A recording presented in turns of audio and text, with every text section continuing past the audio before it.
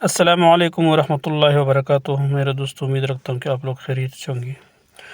دوستو، آج میں حضرت ابو ہریرہ رضی اللہ تعالیٰ عنہ کی بھوک میں حالت اس کے بارے میں کہنا چاہتا ہوں۔ لیکن میری گزارش ہے کہ جس نے میرا یوٹیوب چینل کو سبسکرائبر نہیں کیا، اور براہ کرم میرا یوٹیوب چینل کو سبسکرائب کرے اور بیل آئیکن کو دبائے تاکہ پورا ویڈیو آپ لوگوں کو مل سکے۔ دوستو، لکھتے ہیں کہ حضرت ابو ہریرہ رضی اللہ تعالیٰ عنہ ایک مرتبہ کتان کے کپڑے میں ناک صاف کر کے فرمانے لگے، کیا کہنے ابو ہریرہ کہ آج کتان کے کپڑے میں ناک صاف کرتا ہے، حالانکہ مجھے وہ زمانہ بھی یاد ہے جب حضور اقدس صلی اللہ علیہ وسلم کی منبر اور حجرہ کے درمیان بے ہوش پڑا ہوا ہوتا تھا اور لوگ مجنون سمجھ کر پاؤں سے گردن دباتے تھے، حالانکہ جنون نہیں تھا بلکہ بھوک تھی۔ فائدے میں لکھتے ہیں کہ یعنی بھوک کی وجہ سے کئی روز کا فاقہ ہو جاتا تھا، بے ہوش ہو جاتی تھی اور لوگ سمجھتے تھے کہ جنون ہو گیا۔ کہتے ہیں کہ اس زمانہ میں مجنون کا علاج گردن کو پاؤں سے دبانے سے کیا جاتا تھا۔ استغفر اللہ۔ حضرت ابو ہریرہ رضی اللہ عنہ بڑے صابر اور قانع لوگوں میں تھے۔ کئی وقت فاقہ میں گزر جاتے تھے۔ حضور صلی اللہ علیہ وسلم کے بعد اللہ نے فتوحات فرمائی تو ان پر تو نگری آئی۔ اس کے ساتھ ہی بڑے عابد تھے۔ اس کے پاس ایک تیلی تھی جس میں وہ کھجور کی گٹھلیاں بری رہتی، اس پر تسبیح پڑھا کرتے۔ جب وہ ساری تیلی خالی ہو جاتی تو باندی اس کو پھر بھر کر پاس رکھ دیتی۔ ان کا یہ بھی معمول تھا کہ خود اور بیوی اور خادم 3 آدمی رات کو 3 حصے کر لیتے اور نمبردار ایک شخص تینوں میں سے عبادت میں مشغول رہتا۔ میں نے اپنے والد صاحب رحمۃ اللہ سے سنا کہ میرے دادا صاحب کا بھی تقریباً یہی معمول تھا، یعنی ابو ہریرہ رضی اللہ عنہ فرماتے کہ رات کے 1 بجے تک والد صاحب مطالعہ میں مشغول رہتے، یعنی ذکر میں مشغول رہتے۔ 1 بجے دادا صاحب رحمۃ اللہ تہجد کے لیے اٹھتے تو تقاضا فرما کر والد صاحب رحمۃ اللہ کو سلا دیتے تھے اور خود تہجد میں مشغول ہو جاتے، اور صبح سے تقریباً پونا گھنٹہ قبل میرے تھائی صاحب رحمۃ اللہ کی تہجد کے لیے جگا دیتے اور خود اتباع سنت میں آرام فرماتے۔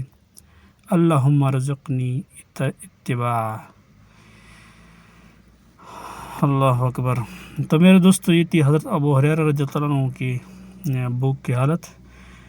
یعنی فرماتے ہیں کہ حضرت ابو ہریرہ رضی اللہ عنہ بھوک میں اتنا بھوک یعنی کہ کھانے سے اتنا بھوک لگ جاتی تھی کہ وہ بے ہوش ہو جاتا تھا، بے ہوش ہو کے گر جاتا تھا تو آدمی لوگ اس کو پاؤں سے اس کو گردن دباتے تھے۔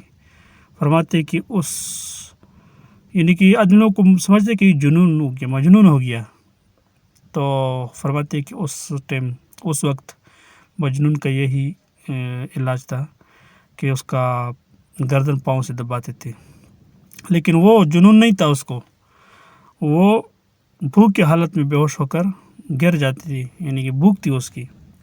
جب کچھ مل جاتا کھانے کے لیے تو پھر یعنی کہ وہ صحیح ہو جاتے تھے۔ تو پھر بھی جو نا اللہ پکار کر، یعنی کہ بھوک کی حالت میں بھی بے ہوش ہو کے پھر بھی اللہ کو پکار دیتے، یعنی صبر تو حمل سے کام لیا تو اللہ پاک نے اس کو عزت دی۔ اور پھر فرماتے کہ اس کے ساتھ ایک تھیلی تھی، اس تھیلی میں کھجور کی گٹھلی تھی، وہ گٹھلی یعنی کہ تسبیح، جیسے کہ ہم لوگ آج کل تسبیح استعمال کرتے ہیں، وہ کھجور کے گٹھلی استعمال کرتے تھے تسبیح کے لیے، یعنی ذکر کے لیے، اور خود بھی پڑھتے تھے اور اپنی بیوی کو بھی کہتے تھے کہ پڑھو، اور اس کے ایک ساتھ ایک خادم تھا، اس کو بھی کہہ کر یعنی کہ ایک رات پورا رات وہ لوگ تسبیح کے اوپر گزارتے تھے، یعنی ایک رات کو 3 حصوں میں تقسیم کر کے پوری رات کا ذکر کرتے تھے۔ تو بس میرے دوستو، اللہ پاک اس پر ہمیں اور آپ کو عمل کرنے کی توفیق عطا فرمائے تاکہ ہم لوگ بھی ایسا ایماندار بن سکیں اور دوسروں کو بھی تلقین کرنے کی توفیق عطا فرمائے تاکہ دوسروں لوگوں کو بھی ذکر اذکار کے اوپر لگا سکے۔ بس میرے دوستو، اللہ ہمیں اور آپ کو اس پر عمل کرنے کی توفیق عطا فرمائے۔ اپنا خیال رکھیے گا، اور آگے رمضان آنے والا ہے، یہ ایک ہی مہینہ ہے رمضان کا، 11 مہینے تو ہم لوگ کھاتے پیتے ہیں، لیکن یہ ایک مہینہ ہے، اتنا ذکر کرو، اتنا عبادت کرو، اللہ کو راضی کرو، روزہ رکھو، نماز پڑھو، تلاوت کرو، تلاوت قرآن پاک کرو، یعنی تلاوت ہر صبح کم از کم ایک پارہ تو نہیں ہو سکتا، اگر ایک پارہ تو نہیں ہو سکتا، آدھا پارہ تو کم از کم پڑھو، تاکہ ایک قرآن پاک تو ہم لوگ پڑھ سکیں۔ دن میں ایک پارہ پڑھ لیا کرو، اگر 2 نہیں ہو سکے، کم سے کم، یعنی کہ جب دن میں ایک پارہ پڑھے گا تو مہینے میں ایک قرآن پاک کا ختم ہو جائے گا۔ بس دوستو، اللہ تعالیٰ ہمیں اور آپ کو ہدایت دے اور جو بڑا سونا۔ وآخر دعوانا الحمدللہ رب العالمین۔